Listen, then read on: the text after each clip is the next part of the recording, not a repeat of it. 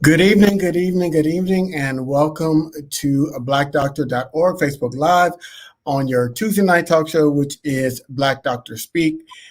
This is a program designed for you to ask the questions. We talk about subjects that are going to be relevant to you and your family, and you can come on and ask the questions that you need to stay healthy because we believe that knowledge is key and knowledge is power to be able to protect your greatest asset, which is your health.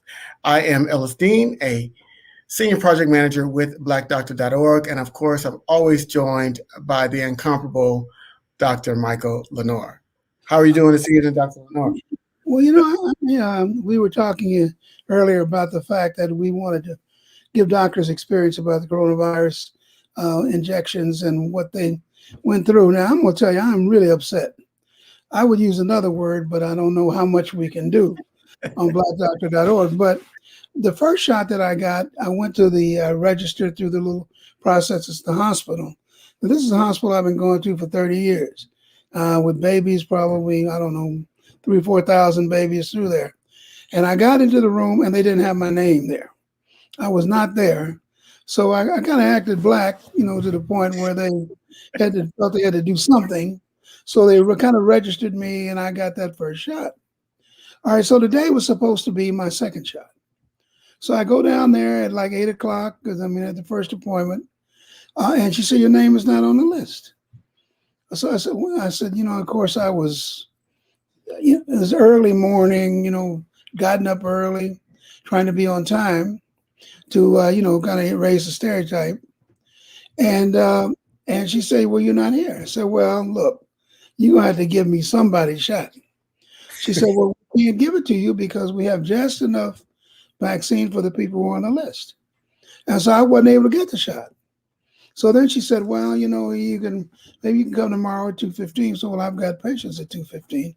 So my appointment is at 7 o'clock on Friday morning. Now, Wow. if I'm having that experience as a physician who goes to that hospital every single day, I'm sure that other people have similar experiences. Those people who want the shot, first responders, certainly you want your older relatives who are in nursing homes. Nobody knows right now how to get a shot. I've had so many calls this week, Ellis, from friends of mine who think usually I have a little juice somewhere. I can do a little stuff, but not around this injection. I mean, you either got to be in the pipeline or they're not going to give it to you. Now, I did just hear that President Biden is going to order something like 300 million doses of the vaccine, so that in the next couple of weeks, that everybody will have them. At least they will know for a 3-week period how much vaccine they have. It's just so disappointing that we have suffered in so many ways from the lack of government involvement in this whole process. And to superimpose on that about the vaccine, obviously, I just saw the Kaiser Family Foundation, only 30% of African Americans are getting the shot, which is equal. They're right, and no question about it.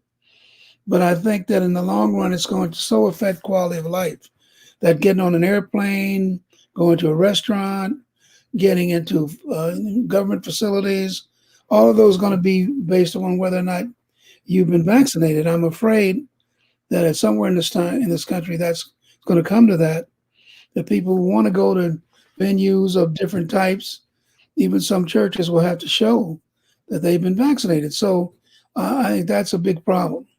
Not to mention the fact that these variants, now I don't think many people may not know what variants actually mean. Right. It means the viruses have learned that we got vaccines and that we're social distancing and that we're wearing masks. So those viruses that were able to elude all of that have started to be dominant in the strain of the viruses that we're getting. So that means that they're mutating. And you've seen these movies, Lawrence Fishburne and these other movies, about how the viruses understand and know how to protect themselves. And so there are 3 basic new viruses. There's one in England, which seems to be clearly responsive to the vaccines that we have. There's another one in Brazil and a third in South Africa. Both of those seem to be less less sensitive to the vaccines. And so I fully expect that over the next year or so, we're going to see some viruses that are even more lethal, and I think that that's going to be a problem. The Moderna, I saw the Moderna CEO this morning. You want to say something? Yeah, yeah. Well, I wanted to say that let's expand this conversation because our guest is here. We've got Dr. Lisa Fitzpatrick of Grapevine Health with us, and she's an infectious disease specialist, and so she can come on and we can kind of have you two, and I'll just sit back and listen because you two are the experts on this. So, Dr. Fitzpatrick, welcome. Now, I heard Grapevine. Is that in Houston? Hi, Dr. Lenore. Are you in Houston or? I'm in Washington, D.C. Oh, Washington. Well, I thought I heard Grapevine. Well, thank God you showed up because we were just about to run late. Right. We were just about to run out of things to talk about. But, This is grapevine, as in I heard it through the grapevine. oh, wow, I got it. I got it. Marvin Gaye type or Gladys Knight type? Take your pick. Oh, all right, I'm Marvin Gaye. I'm a Marvin Gaye. I'm going to go with Marvin Gaye. Okay. I'm a Gladys person, so we're certainly glad to have you on our program, and thank you for taking the time. I want to kind of finish the thought on these variants, on which you're kind of an expert. That these viruses, I think, are very, very resilient. They know how to protect themselves, and so consequently, I think at some point, but I did hear this morning, the president of Moderna said that either they're going to develop a booster or they're going to try to develop a vaccine, which is more comprehensive. But obviously, let me turn it over to you a little bit to talk about the things that you're most interested in about this pandemic. Well, there's so much to talk about, but I can just pick up on what you're talking about. I get a lot of questions about this in the community, about these mutations. And the way I explain mutations to people is that we expect viruses to mutate because the nature of viruses is that in order to continue on, they have to find a host and then copy themselves over and over and over again. And when they copy themselves, they make mistakes. So it's like you taking a piece of paper, a document, copying it. And if you hold the copy up next to the original, you will see you can tell which one is the original because it's not perfect. And so viruses are making mistakes, and that's all mutations are. But the challenge with these mutations, even though we don't have concrete data to show or tell us whether or not these mutations are creating more severe sickness. So are people getting sicker, hospitalized more? Are they dying more? So far, they don't seem to be.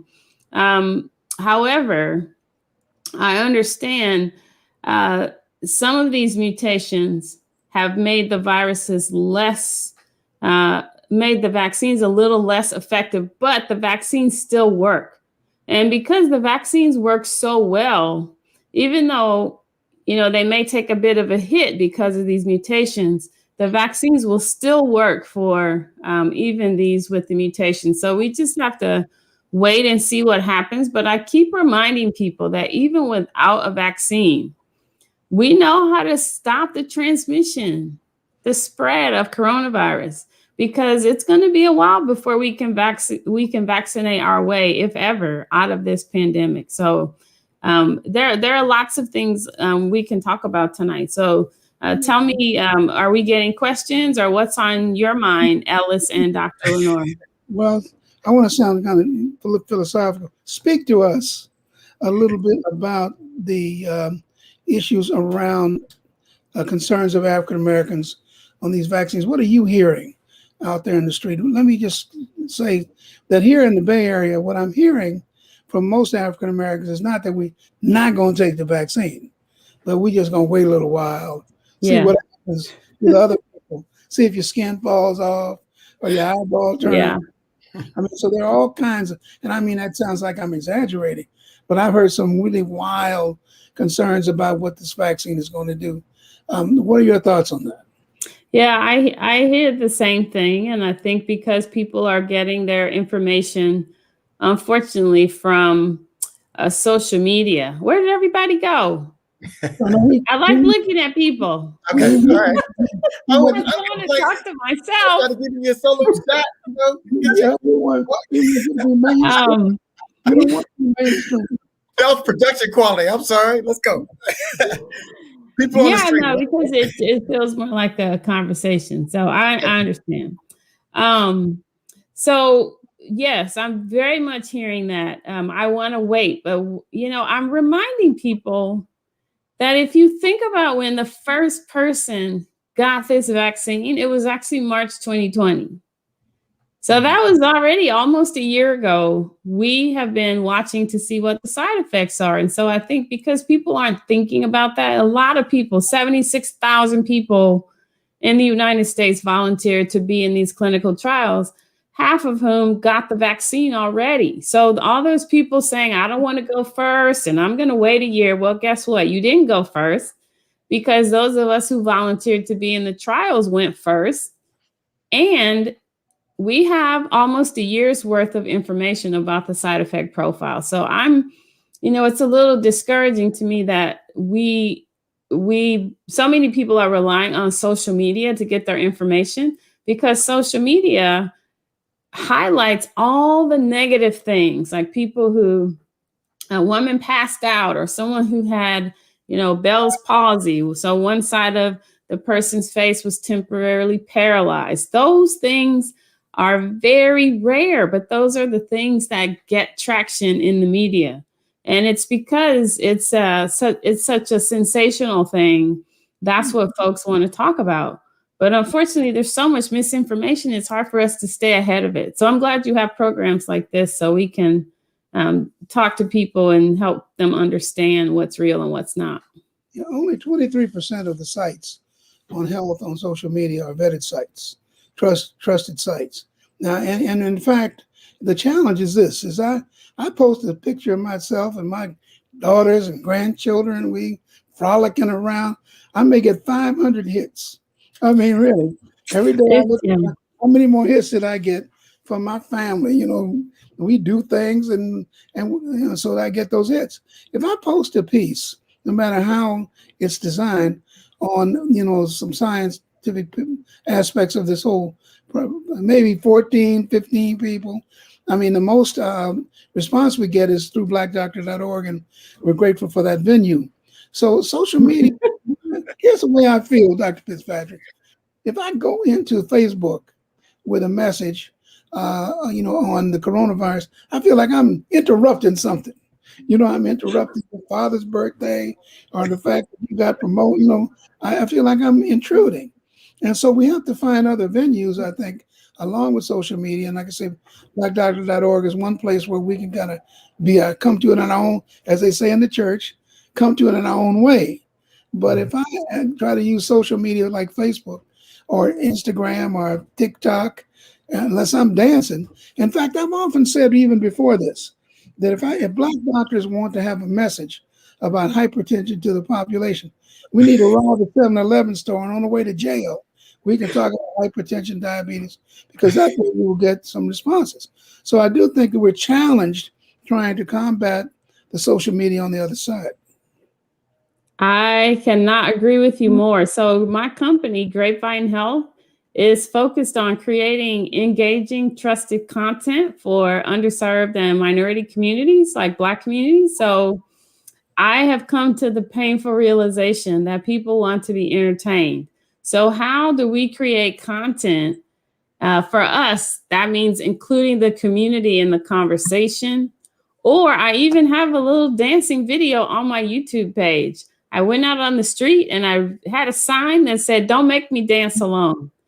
And just turned on some music and let people watch to see if people would come up and dance. And so I did that just to see if I could get more traction. And you're absolutely right. But I think most people are just looking for an escape.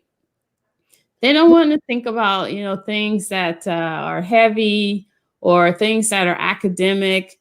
And so, unfortunately, we have to figure out how to fit in with all the noise and figure out how to stand out. So I love your analogy. In fact, I was explaining to someone how the vaccines work, because I had the vaccine and my side effects included feeling like there was some rough and tumble going on inside my body.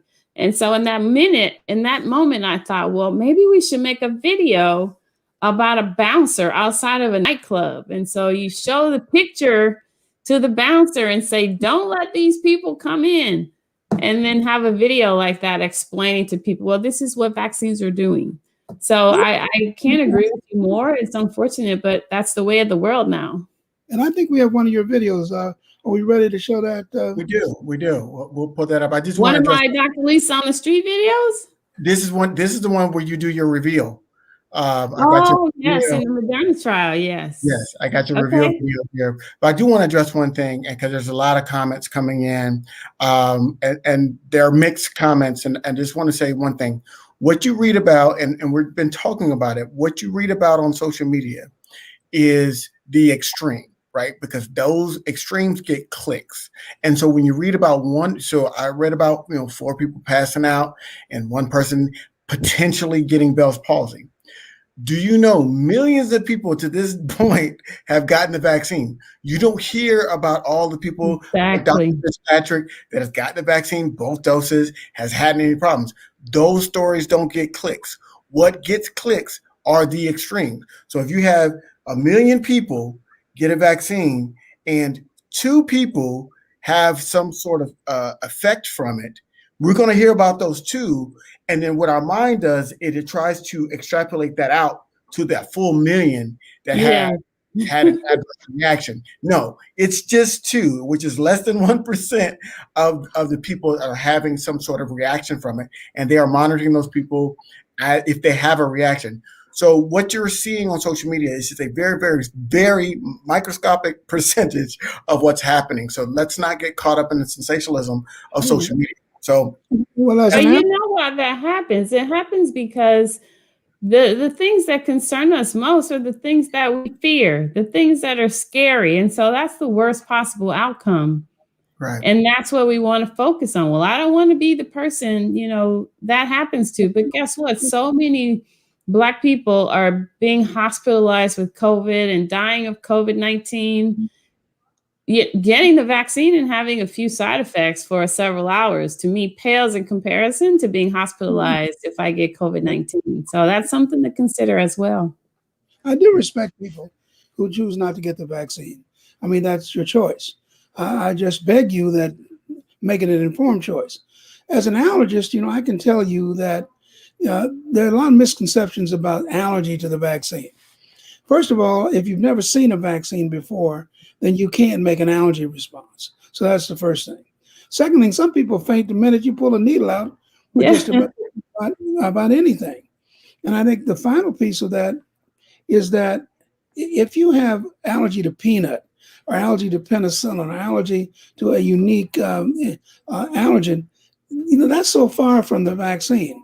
And then as allergists, we can desensitize or hypersensitize people who are allergic in about 6 hours. And so consequently, a 6-hour desensitization program, as opposed to, just a lifetime of being concerned everywhere you go, looking over your shoulder, like somebody's waiting for you with a coronavirus infection, I think pales by comparison. But I do respect people who decide not to get the vaccine, and we have to have programs for them as well.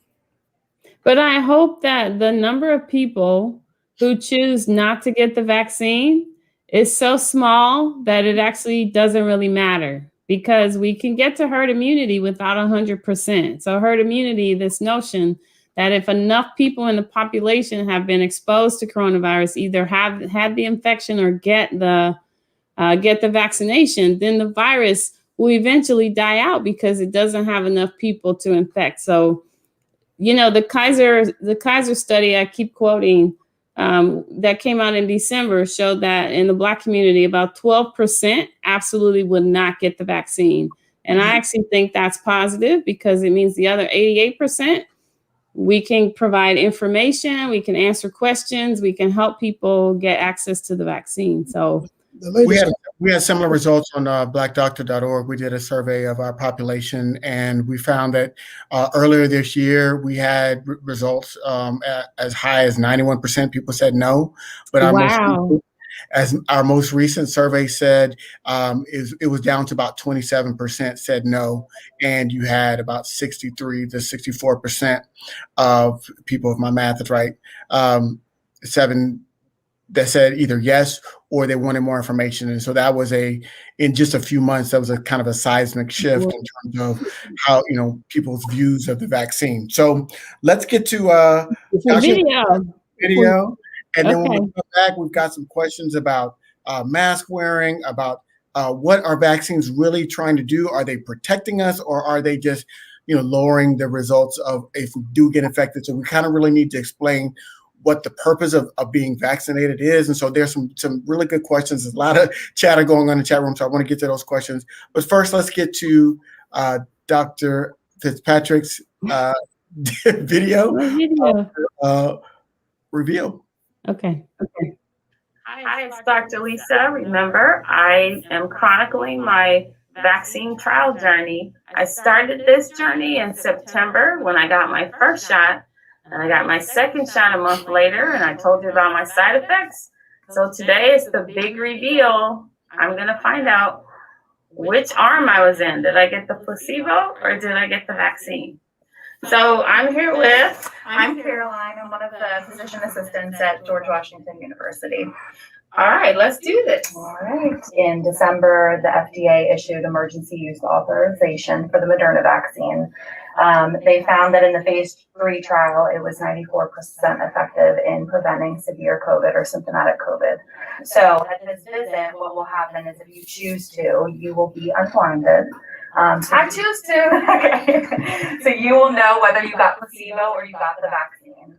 And then if you end up getting placebo, you can either choose to get the vaccine today or you cannot choose to get the vaccine today. Okay. Alternative treatment would be, you remain blinded in the study, but you said you want to be unblinded, or you could just discontinue your participation in the study at this time.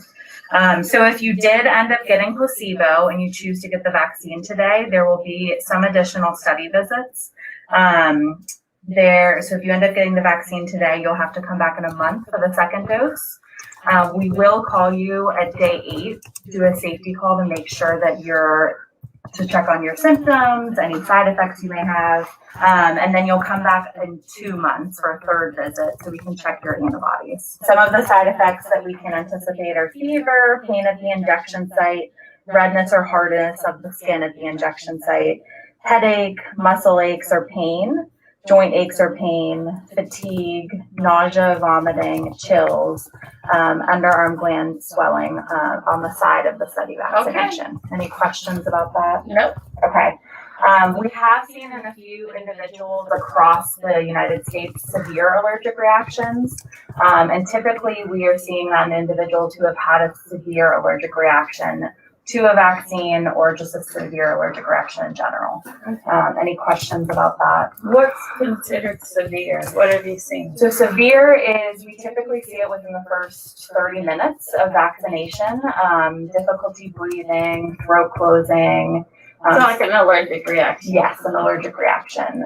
So we would typically see that within 30 minutes. And if you end up getting the vaccine today, we're still going to monitor you for 30 minutes to make sure that you don't have a severe allergic reaction. Okay.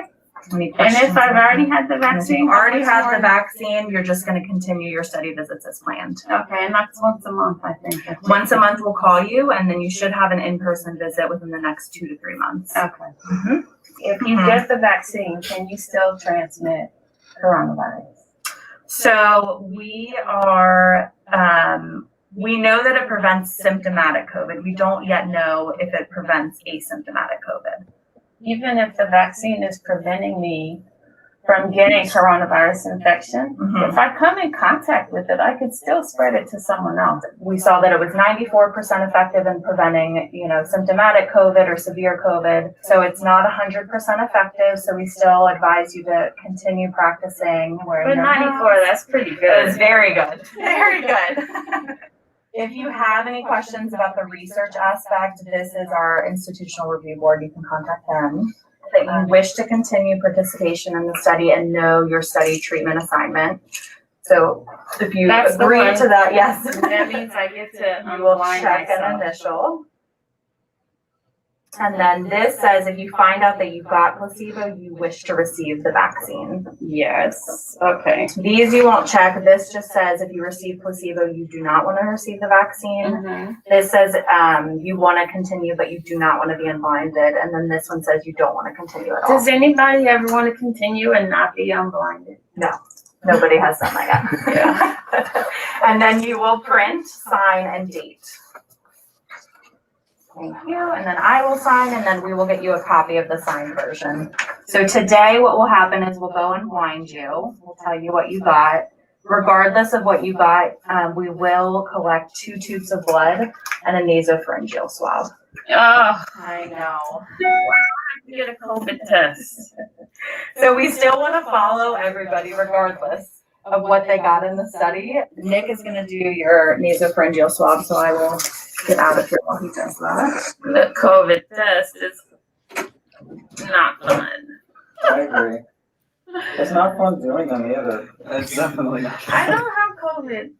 Can you just take my word for it? No, because you can have it and not have any symptoms or anything. Rachel, no. Ready? Wait. Okay. You let me know when you're ready. I'm such a baby about the COVID test. Okay. All right, come on. All right, here we go.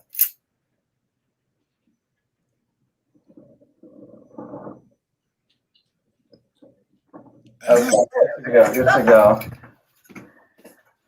It's time for the big reveal. So you got 2 doses of the mRNA vaccine. Right on. Very exciting. Yes. I got the vaccine. That is for you. All right, check it out. It's my COVID vaccine passport. But I think it's called a record card. Thank you so much. You're welcome. So what are you looking for? With the blood draw? Yes. They're mainly testing for antibodies. So because, as we just found out, you got the mRNA twice already. One of the things we don't have enough data for right now is determining how long your immunity will last for. Mm-hmm. So this blood draw will help to figure at least part of that out. At this stage, you're however many months post your second dose. So if you still have antibodies and enough of an immune response, then it might be able to show that immunity lasts for a certain period of time. Even though you've gotten the vaccine and we know that it is 94% effective, it's still important that you do things like wear a mask and social distance and wash your hands because we don't know how long your immunity will last for. All right, it was nice seeing you. You too. Bye. Take care. I just finished my clinic visit at GW. They unblinded me in the trial, and guess what? Here's my vaccine passport. I got the vaccine. Good job. Good job. Can I just say one thing before we start talking about the vaccine again? Shout out to all the left-handed people in the video. I saw that, so I'm sorry. I had a moment. Left-handed folks, raise up. I didn't know you were a lefty. That's why I like you. That's definitely why. I'm a lefty. So the main question, I think you answered it and you touched on it in the video, and I saw some of the people in the chat room asking that question. What is the purpose of the vaccine? Because a lot of times people think vaccines are to protect them from getting COVID. And is that true, or does the vaccine have another purpose? Yes, that's definitely the purpose of any vaccine, is to protect you from getting whatever the infection is. So a vaccine, no matter how it's made, the purpose of it is to show your body the germ, the virus, or the bacteria, so that your body recognizes it. It puts an armor on. So that's what these antibodies are doing, and these other cells in your body that make up your immune system. The whole point of the immune system is to help protect you from infections, or what I like to call foreign invaders. So the vaccine is basically tricking your body into thinking you got the infection, because it's preparing you. It's like a dress rehearsal. So this is what you do if you see coronavirus, or if you see this germ, this is how you attack it. So absolutely, the purpose of a vaccine is to prevent infections. Although I'm getting a lot of questions, there's confusion about whether or not the vaccine will stop transmission of coronavirus, because people are thinking, well, if I get the vaccine, then I can stop wearing my mask. Unfortunately, I think I mentioned this in another video, if not that one. I'm protected because I've gotten the vaccine. But let's say Dr. Lenore has COVID-19 in his airway. Heaven forbid. Just an example. But let's say we're standing next to each other at the bus stop and he sneezes and he doesn't have on a mask. Maybe I can inhale some of those germs that he's expressing through his sneeze, which means it could still be in my airway. I won't get sick. But if I'm not wearing a mask, I have the potential to transmit it or sneeze, and maybe it can get on someone else.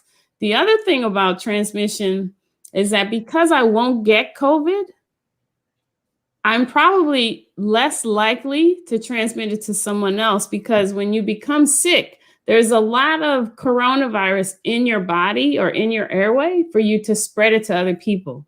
So if you come in contact with it, but you're protected and you don't get sick, you probably won't have as much coronavirus because it's not able to replicate, because your body is protecting you from having the infection set up in your body to make you sick. I know it's a little confusing, but the vaccine was not designed specifically to prevent transmission. It's to keep you from getting sick. I think one of the things that, as an immunologist, I can say to you that there are other elements in your immune system will also help you fight the virus. But the misconception that this is a new vaccine is a little bit confusing, because we've been looking at coronaviruses for a very long time. And you describe it this way, that it's like the trunk of a tree, that if you look at various coronaviruses, the trunks may all be the same. The branches may be different. And even with the variants, the branches may be different. So if you make a vaccine that hits the trunk of one coronavirus, at least partially, then you're likely to get the other. So this is really not a new organism completely. It's a new variant of one organism. And so consequently, like you say, that they've been doing this for a year, 87,000 people. At the same time, they've been looking at coronaviruses for a very long time.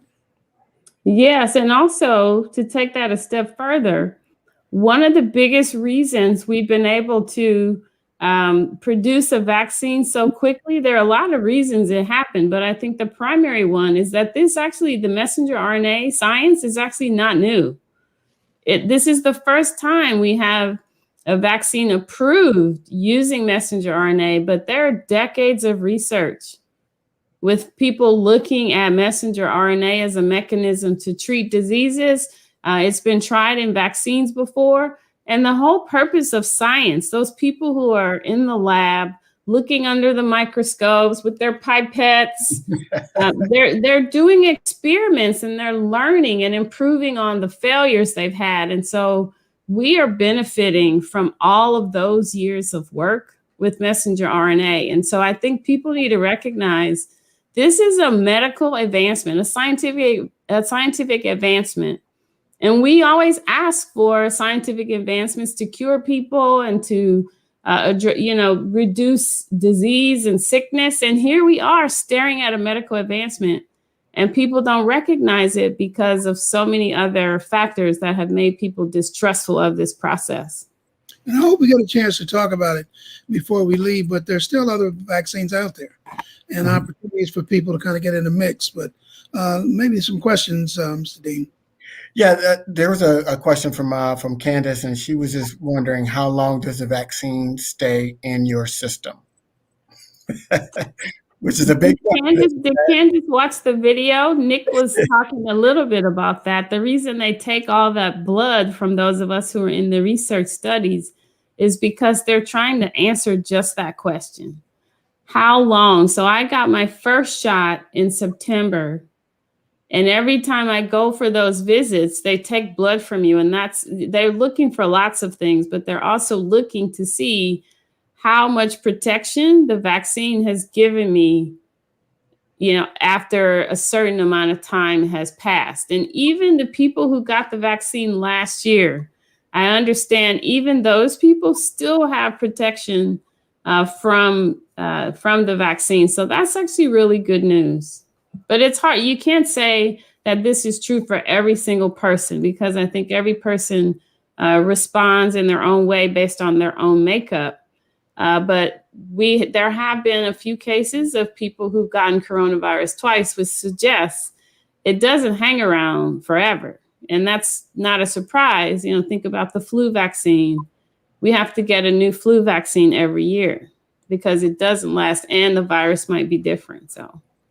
So another thing, and I would ask everybody to go ahead and you can Google this. The Moderna CEO suggested that their vaccine could last up to several years, and so he went out on a limb and made that statement. But that statement, bold. It was bold. It was definitely bold when he made that statement, and I was cringing when I read it. My business major mind said, "Oh, don't do that, because you're gonna set an unrealistic expectation that you don't really know about it." So I would just definitely say, so for people, if you've had coronavirus and you haven't had the vaccine, yes, your body has developed some antibodies. If you survived coronavirus, yes, your body has developed some antibodies, but again, don't know how long they're going to stay in your system. So that part of it is still being monitored because this is so new, and we don't know how long this vaccine will last. And that's another good question. People who've had the coronavirus, should they get vaccinated? Yeah, I think so. The data suggests or show that there is some protection beyond what natural infection provides you. So remember, there are two ways to be protected from coronavirus. And actually, this is for any infection, really.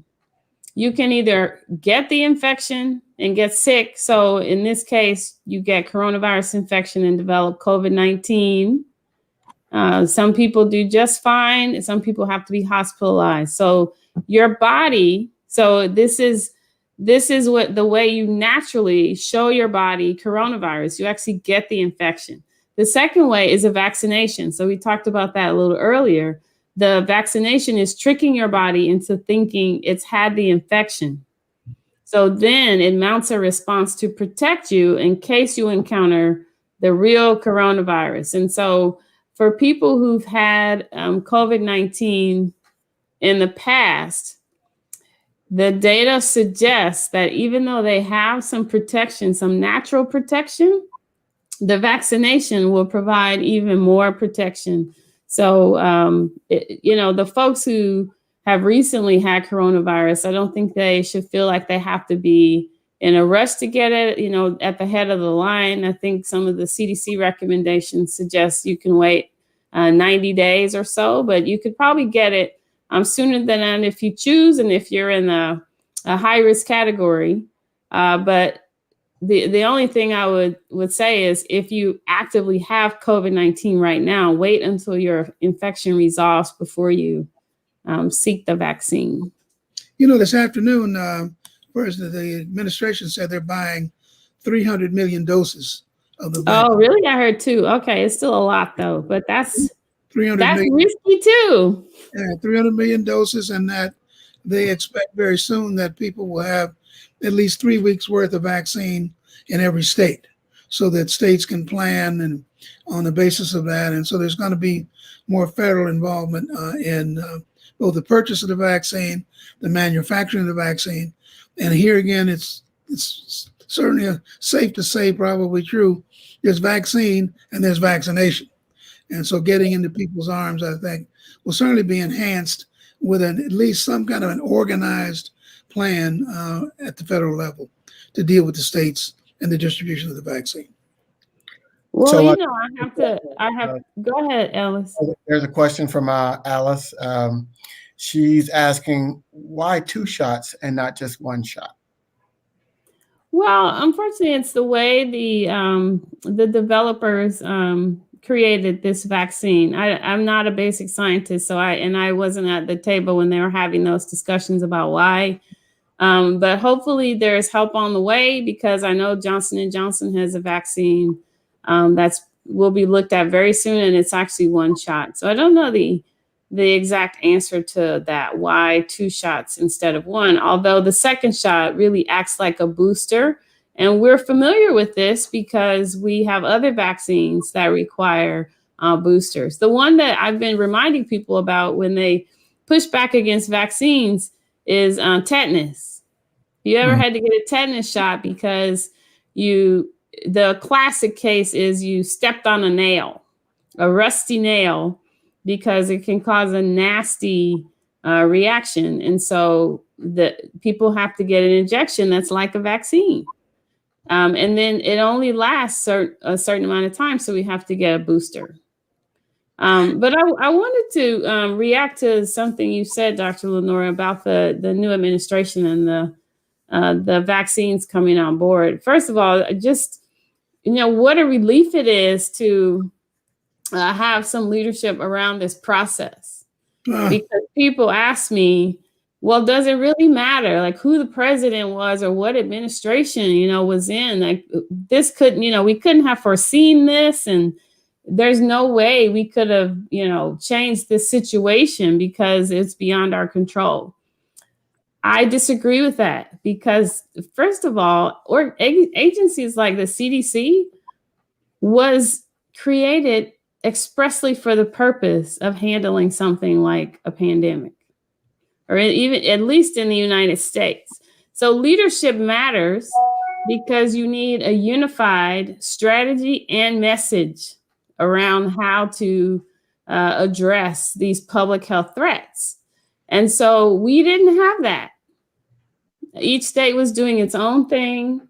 The messages were all over the place. And I think just seeing the impact of streamlining that and having the nation speak with one language and develop one, a singular strategy around how to handle this, I think people will recognize how critical leadership is in a public health crisis.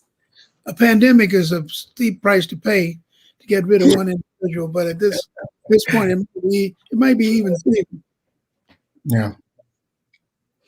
Yeah, so I would say, going back to the question of the 2 shots, you're absolutely right. We had Dr. Fauci on twice, 3 times really, and he talked about that process, and he said that just the research showed that booster shot is what really solidified the protective effects, because there were some questions because there were limited amount of doses under the old regime, that there were some rumblings about them only giving 1 shot or trying to space it out further in terms of the days. Oh yeah, no, that was a terrible idea. Between the shots. And so he was like, no, what they found in the clinical trials, that this was the dosage and that way it should be dosed, those 2 particular, the Moderna and the Pfizer. And so that second one is what really activated the immune system to give it the protective effects. And so if you just got your 1 shot and you don't go back to get the second one, you don't have the full protective effects. And so that's really, it's just the way that the vaccine, those particular vaccines were developed. Well, you get some protection from the first dose, right? There is some protection from the first dose. So it's like a 1-2 punch. Yeah, well, I was really upset that I didn't you didn't hear this story, but I've been going to this hospital for 30 years. And when I went to get my, for my appointment, they didn't have my name. And I went back today to get my second dose, and they didn't have my name. And they couldn't, it's not, usually there's a little juice that you have around the hospitals that you go to, but I'll be there at 7 in the morning on Friday to get my second dose. Absolutely. So what do you think happened there? What happened? I think that in California, we're so focused on the administrative pieces of it that we've been very slow. In fact, which state has the most people vaccinated? West Virginia. because what that governor did was just give it there. He gave it to the pharmacies, he gave it to nursing homes, he gave it to everybody that would give out a vaccine. So they have used every dose of their vaccine over at least the last 6 weeks. In California, you got 8, all the counties have different programs, they have different sense of who should get the vaccine. They tell you one thing, then they run out of vaccine. I think we are really caught in an administrative catch-22 situation. I think it's more administrative than it is structural. I think we got many more people who want the vaccine here that can get a shot. Including Black people. Well, no, we can't buy into this narrative that I think is being perpetuated by the media that Yes. Black people don't want the vaccine. I think we really have to change that narrative and start talking about vaccine acceptance. Sure, there are people who will not get it, but I think far and away with the right information and helping people understand the process and having trusted messengers talk about this, people will accept the vaccine. And I think it's a self-fulfilling prophecy. I think most Black people I've talked to are not talking about not getting the vaccine. They're talking about not being the first. And you've already said there's no way you can. You're not first. We were first. If someone still thinks they're first, tell them to call me. There's a question about the cost of the vaccine, and I think we touched on this briefly with one of our Making It Plain series. There should be, and so if they try to make you pay when you go get the vaccine, you're at the wrong spot and you're not getting a real vaccine. So, well, but I think they should report that spot as well, because no one should be charged for this vaccine. So they need to make sure. It is. And so what's happening is they've already created a code. So if you do have insurance, they've created a code that your medical office will put in, and then they will get reimbursed. You should not come out of pocket for this vaccine. I know CVS and Walgreens have talked about setting up vaccination spots. They're moving it out. And I think that point you're speaking to, Dr. Fitzpatrick, about having a unified voice, now that we have it, hopefully we can kind of get more alignment on the distribution, particularly with the Black community. You're absolutely right, Dr. Lenore. It's a self-fulfilling prophecy. They got some old data and they're running with it as a way to not vaccinate Black people. And so if you want to get vaccinated, and I'm speaking to the people that want to get vaccinated. If you don't want to get vaccinated, it's up to you. Just keep your mask on, stay away from me. But if you do get vaccinated, it should be available to you, and it should be available to you in your community. You should not have to drive all over town, all over creation, and fight Peter, Paul, and Mary to get your vaccine. But that's a good point you're making, because I think, as we think about deploying this vaccine to the people who need it, we need to be partnering with our community organizations and social service organizations who've already built trust in the community, and help them and support them to help us get the vaccines to the people who need it and want it. Because, a lot of this is about trust. And if those social service organizations, they deliver food, they provide job training, they provide benefits of all kinds, they are in the community on the ground connecting with people. So if they're trusted messengers, we need to be partnering with them, not only as messengers to give them the information. I do lots of webinars for some of these organizations to let them ask questions so that they're prepared when they go in the community, but help them help us. Well, so we can't forget them. We've had instances already in California where hospitals are giving their favorite people vaccines, even when they were not in the pipeline. And whenever see, I always thought that, when we were in the summer, when we were hot, and people were worried about our health equity and about our unconscious racism and worried about getting us getting arrested, unnecessarily. But they forgot that that's already gone. They probably couldn't even. Are you surprised? No, absolutely not. I mean, I was not surprised that Black people were the most at risk from the beginning. I was surprised they were surprised. But what we're going to find out, though, is that you're going to have to fight for your position, just like we do everything else. I thought there would be a special program for African Americans since we were most at risk. but I haven't seen anything like that anywhere in California. I don't know whether the East Coast is somewhat different. Yeah, I think it depends on where you are. And the example you gave of about West Virginia, I mean, we need to be highlighting that and explaining why that's happening. I mean, I think there's a scale issue because West Virginia is a small state, but at the same time, there has to be leadership that incited, that success, right? They demanded that this was going to be the process. So we need that in every state. We need that across the country. But I think help is on the way with this new administration. So let's see how it plays out. There's a question from Maya, and she's asking, does that mean vaccinated people don't have to wear masks? Did you just join us, Maya? Yes, they have to wear a mask because and as my friend Lori says, the vaccination getting vaccinated doesn't mean that you immediately now have a magic shield that causes coronavirus to bounce off of you. And that's very true. You can still inhale coronavirus. You might still pick it up on an object. We're asking people to remember to wash their hands, but people are getting tired of a lot of these messages. You're hearing about it over and over and over again, and we just want things to be normal again. But coronavirus is still being transmitted in the same ways. People are coughing and sneezing and touching things. And so that's why we still have to wear a mask, because as the Black Coalition Against COVID says, this ain't over. Can you speak to what life will be like, Dr. Fitzpatrick, for those people who don't get vaccinated as they move forward into a more normal economy? What would be some of the things they have to be concerned about? Well, first of all, I would like to hope, I'm going to hope that even if some people don't get vaccinated, enough of us will, that they will all be okay. Okay. Because this really is a community effort. We have to look out for each other.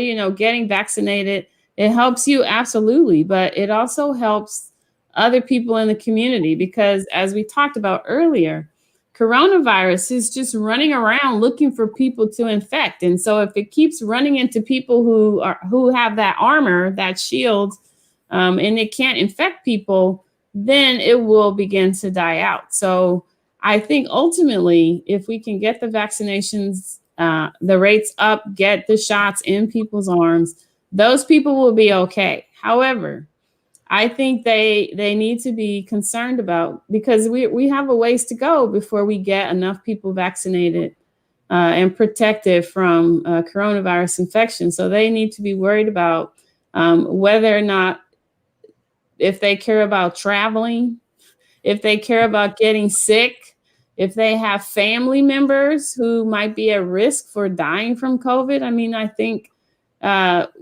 this is a team effort. And so for those people who are adamant they won't get the vaccine, we need you to do your part. I'll just talk to you directly. And we need you to do your part, wearing a mask, staying away from people. The thing we don't talk about enough is if you feel sick, you have to stay away from people, because coronavirus can fool you into thinking it's not a big deal. I'm not that sick. And you go out and you infect someone else. We have to work together. So please wear your mask, social distance, and wash your hands. We keep saying it over and over and over again. I think people are just tired of hearing it by now. A mask has become a part of my wardrobe. I got it in different colors. Everybody in their fashion, at the inauguration. Did you see some of those masks? They were so fancy. You can go on Etsy. There's an Etsy site where they take old like Gucci scarves and they're making masks out of them. They're getting real creative with the masks. My concern about the cloth masks, though, is that people need to make sure they're cleaning those masks and washing them. My favorite mask to wear is just the plain old surgical mask. It's easy to breathe through it. You don't get as hot and sweaty with that mask. And I know, though, anything that deters people from wearing the mask consistently I want to get rid of that. So if it's hard for you to wear those cloth masks all day long, if you need to be around people, try to get a surgical mask so that it's at least a little more comfortable and you're less likely to pull it down away from your nose. Dr. Lenore or Dr. Fitzpatrick, do you know how many people have been vaccinated to this point? I think I want to say 40 million. Oh, isn't that high? I can't speak on that because I haven't looked today to see what the number is. But I wonder I don't know if it's that high though. 40 million doses out there. But that's the number that I remember, but I'm not sure. But I want to ask one further question. Big controversy about schools now. I mean, there are it's a big, certainly rage in many of the cities about children going back to school. There are parents finally realizing all the things that teachers were doing, mostly watching your children. So consequently, feeding them, yes. All these consumer groups that are saying, well, look at the studies on school children, they're not so bad. But then you got the teachers saying, hey, you ain't there, you're not going to be there. And right. We need to be more careful.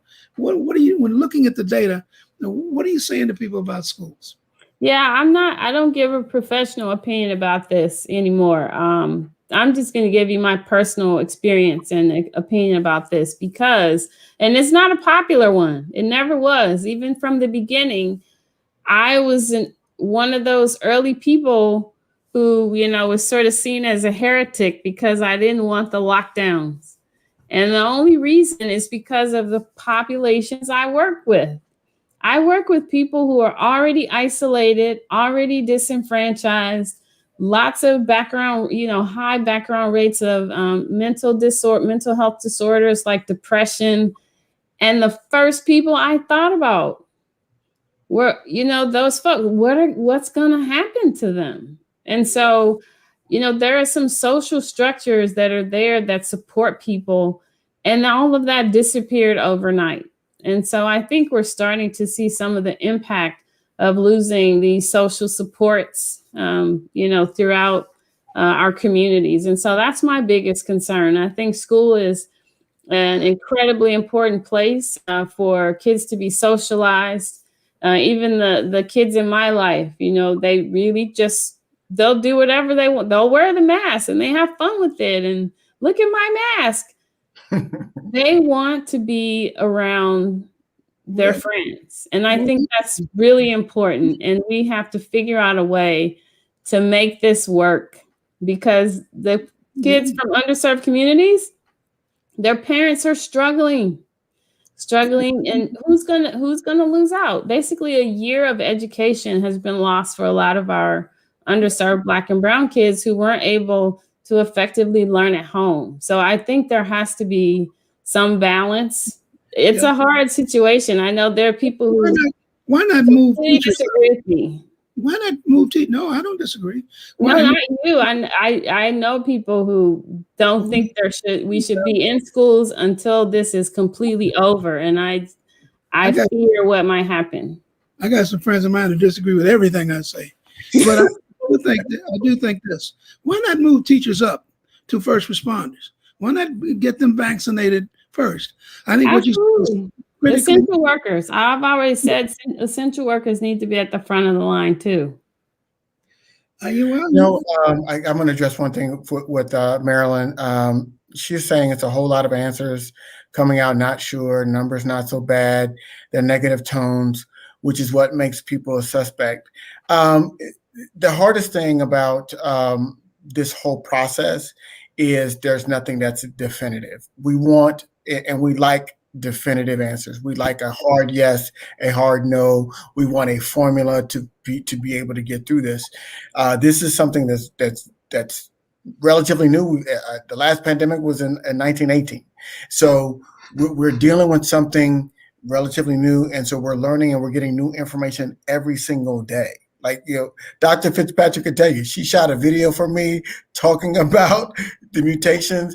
And 5 days later, she had to snatch it back and said, I can't see that video because we got new information. And so I got to shoot another one. That's how quickly things are changing, and so I know it's frustrating. I know it's every day I have to get up and read articles about what's happened, what's transpired, what's going on, and it's exhausting. But that's why you come to Black Doctor. That's why you go to Grapevine Health. That's why you go to the African American Wellness Project with Dr. Michael Lenore, because that's what we're doing. We're aggregating that information for you. Dr. Fitzpatrick just wrote an article for Forbes magazine. It's probably obsolete now because it's been a couple of days, but she just wrote an article for Forbes magazine. But that's why we're here. That's why we show on Tuesdays, and that's why we're here to get you the information as up to date as possible. And we're very fortunate, Dr. Fitzpatrick, that you took the time to join us. Yes. I mean, I wonder what we were going to do this whole hour. But that's what we can keep talking another hour. There's always stuff to talk about. Even the questions are still covered. They're still covered. Now let's get some more questions in. If that's online. Well, I didn't say I wanted to talk another hour. I just said we could. But yes, let's take the couple. Regarding with kids, when will kids be vaccinated? So in terms of the vaccines, the youngest that participated in the clinical trials was 16. I believe that was in the Pfizer trial, if I'm not mixing it up. 18 in the Moderna trial. So we're trying to kind of get some stabilization on the people that are being vaccinated now. And then there will be some trials with kids coming up. The beautiful thing is that kids don't translate. What we're finding is that the kids aren't translating the virus to each other as quickly, as easily as it is between adults. So that's the good news. But they're being real cautious about putting kids in clinical trials. Some of those trials have already started. They've already started some trials on children. So that's going to be a very important piece. Yes. And they should say pregnant women should consult their doctor. So if you're pregnant, you should consult your doctor. But pregnant women have been advised that they can take the flu vaccine. So I don't see any reason why you shouldn't. But again, you need to consult with your OB before if you're thinking about getting the vaccine while pregnant. There were women who became pregnant in the trial. So I think the evidence is probably going to lean toward okay. Dr. Fitzpatrick, Corona doesn't stop. So can't stop, won't stop. We do want to thank it will stop when we get enough people either vaccinated or with COVID, right? So, but we want to thank you for taking the time to join us on this edition of Black Doctors Speak. Certainly a lot of great information, and I hope people will take advantage of the knowledge that you've given them. I think the central point is that the people are trying to talk us into negativity. And so having an opportunity to hear your experience and have you talk with us is a very special privilege. So thank you so much. I'd like to thank you, Mr. Dean, for putting this all together and doing the piece. I'd like to thank all of those of you taking the time to listen to us on this edition of Black Doctors Speak. Remember, health is your biggest asset, so protect it.